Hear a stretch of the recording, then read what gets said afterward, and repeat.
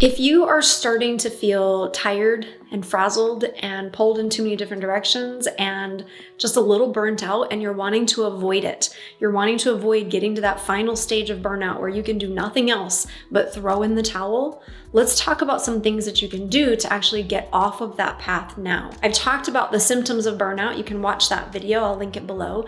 I've talked about how to recover from burnout once you're there, but really, what do you do to avoid it? Let's talk about the 7 things that you need to be paying attention to in order to make sure that you can stay on a path that leads to fulfillment, that leads to success, that leads to enjoyment, that leads to happiness, and that does not lead to burning out. I'm Tara Wagner, breakthrough coach and lifelong entrepreneur. I help my fellow entrepreneurs to master the mindset and the skills necessary so they can crush their goals, not their soul. If that sounds like your jam, give this video a thumbs up. Be sure to check out the other videos on my channel and consider subscribing. Also, check out the links in the description below to learn more about how I can support you in building your business and avoiding burnout.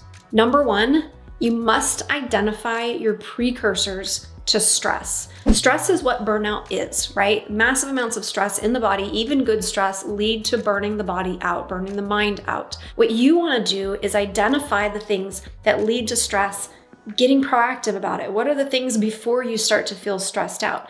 Now, this is tricky because really what you're looking for is patterns, and it takes time to identify these.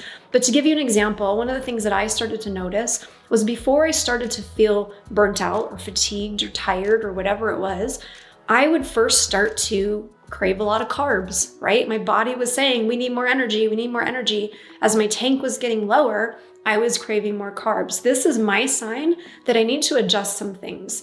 Once I noticed that pattern, I could then make those adjustments. You might notice a pattern for yourself that when you start working past your predetermined stop time, that's going to lead to more stress. Even if you're excited to do that work, even if you want to keep going, you might know that that's your pattern, that's your precursor that's going to lead you to stress. If you've ever dealt with burnout in the past, I highly recommend that you look back and try to figure out what were the things that I was doing before I started feeling burnt out, because those are the things that you want to identify now so that you can start avoiding them. Number 2, you need to schedule self-care as though it is a business task. I talked about this in, I don't know how many videos now. I definitely talked about this in my video on managing a business with chronic illnesses. This was one of my turnaround points, was to really put my self-care as a business task, not on my personal to-do list, but my business to-do list, because things on that list, they get done. So when you start to do this, when you start to prioritize it as though it is that important, because it is, you maintain the energy necessary to get the other things done. So even though you're taking away some time from your business, you're actually adding in more productivity because you have the energy to do so. So what are the self-care things that you know you need to do, and how can you prioritize them as though they're a client, as though they're a customer, right? Somebody you're not going to cancel, something that you're not going to neglect. You also need to make sure that you're scheduling this before you think you need it. So you're getting proactive with your self-care, not using it as a response to fatigue, but using it as a response to keeping your energy high. And you want to think of this like a battery pack, right? If you are running that battery all the way down to 0, it takes a long time to recharge it. But if you're using that battery up and then recharging, using it up and recharging, it doesn't take that long to get a full charge. What you want to do is keep your battery at 60% or above. If you start dipping below 60, that's where you know you're in the danger zone. I know that when you've got business and you've got family and you've got life, that this gets harder to do. You have less and less time for this. So check out a link in the description to something called Self-Care in Seconds. This is a free training that I put together that gives you some really practical mindset solutions, as well as some really tactical advice of how to start fitting in self-care, even if you literally only have seconds to spare. Number 3 is to prioritize your sleep above everything else, literally everything else in your business. When it comes to your health, the 3 most important things for health and well-being is oxygen, right? We don't get far without that one. Water, also don't get far without that one. And then sleep. Before food, before exercise, before all of the other things that you're prioritizing as healthcare, you got to make sure that you're getting enough sleep. Because if you're exercising, that's more stress. If you're trying to eat really well, but you don't have enough sleep, that's going to be stress on your body. You're going to have a hard time just digesting things because your body's so worn out. So if you can't do anything else for your self-care, except prioritize your sleep, making sure you're getting good quality sleep and that you're getting enough of it and that you're waking up feeling rested, that's going to take you further than exercise and diet will. And I know that that is like gonna upset a lot of people, but it's true. Sleep has to come first. And you talk to anybody in the health or fitness industries and they will tell you if somebody's not getting adequate sleep, they're not gonna lose weight, they're not gonna gain muscle, they're not gonna have energy, they're not gonna have anything. Sleep comes before all of those other things on your self-care list. So when you look at that self-care that you're prioritizing, make sure sleep is number one, even if you've got to neglect some other stuff for now. Number 4 is to do less, but better. And I've talked about this in I don't know how many videos now, and just recently talked about this, in fact. The importance of doing less, of focusing, right? If you haven't seen the 3-2-1 strategy to help you focus and make more progress, watch that video. Because what you're really going to understand is that doing less is doing more. It's a cliche for a reason, because it's absolutely 100% true. I know we have this hustle culture right now that says we just need to burn ourselves out, and I'm not against hustling. You're going to do some hustling in your life if you want to get anywhere, absolutely. But we need to understand the difference between healthy hustle and unhealthy hustle. Unhealthy hustle says you have to do it all. Healthy hustle says you need to do the right things well. I want you to focus on doing the right things well, not trying to do everything so-so. So this means as you're doing less, you're doing better in terms of making them more efficient. You're doing better in terms of making your time more efficient. So this could mean smoothing things out, making your systems and processes easier so that you can do things better and faster. This might also mean something like time batching. So putting similar things together so that you can really get into a flow with things. When it comes to avoiding burnout, this is probably the hardest one because it is that desire to do more, to do all the things. It's that difficulty of saying no to ourselves or saying no to good things that leads us to burning out. Because this is the hardest one, I want to challenge you below to comment with one thing, just one thing you know you get to let go of so that you can do more of the right things and do them well. When it comes to avoiding burnout, number 5 is to identify your energy leaks. Look at the work that you're doing, look at your business, look at your life even.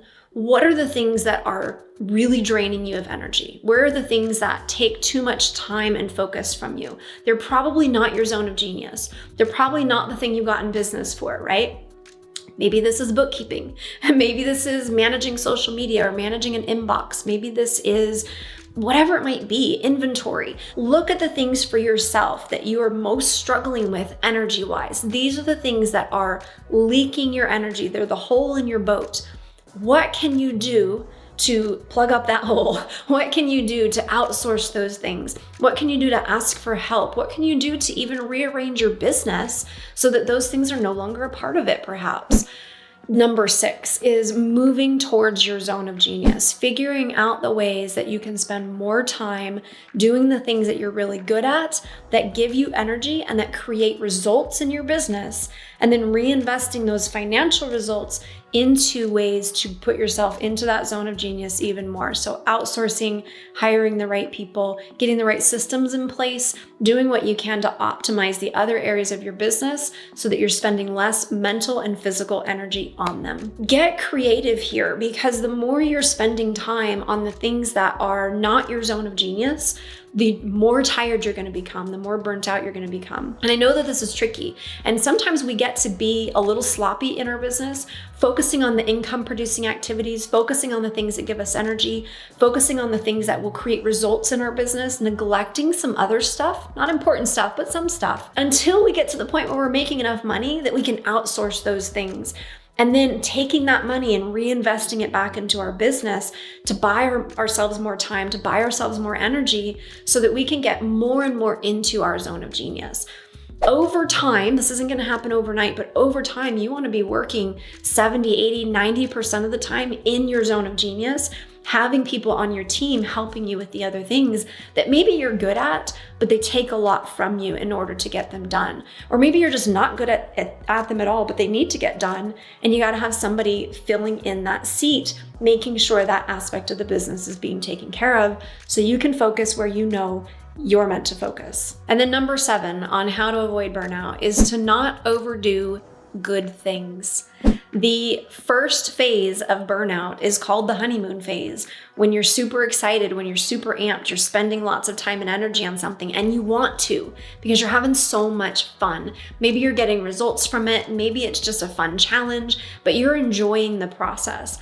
That is the first stage of burnout. That's the warning sign that you need to look for. Even good stress is still stress. And over time, that stress still wears down on your body, on your mind, on your mental energy, your creativity, and all of that fulfillment that you're feeling now starts to wear away because you just don't have the energy to do what it is that you want to be doing. That hustle culture contributes to this as well because we have that constant pressure to be on all the social media platforms, to be on all the time, answering our phone or answering our emails, to be on every single strategy, right? We have this sense of like, if I don't do this thing, then maybe I won't be successful. So-and-so says this is the path to success. And this person says this is the path. And that person says this is the path. So I might as well do them all.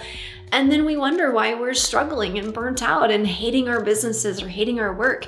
It's because we can't be on all the time. We get to learn how to say no. We get to learn first how to say no to ourselves. Because if we love it and we want to do it, it's so much harder to slow ourselves down and to pace ourselves. So some tips to help you to do this. Put some boundaries around those notifications on your phone. Turn them off. Use your do not disturb. Use your screen time settings so that things are not accessible to you when you don't want them to be accessible. Prioritize rest. This doesn't just mean sleep. This means physical and mental rest, which means play, which means creativity, which means doing things outside of your business that have nothing to do with your business, so that you've got that creative spark to come back and give to your work. This means scheduling actual vacations, scheduling 3-day weekends, scheduling more breaks throughout your day, giving yourself more charge points, right? So that that battery is not getting below 60%. You're keeping it fully charged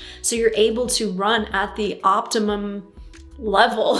It's like if you have a phone that's trying to run at 2% battery, we all know the phone starts getting slow, it lags, it's not working properly. You gotta be charged if you wanna be able to do any good. I want you to think about where you're at right now in terms of burnout.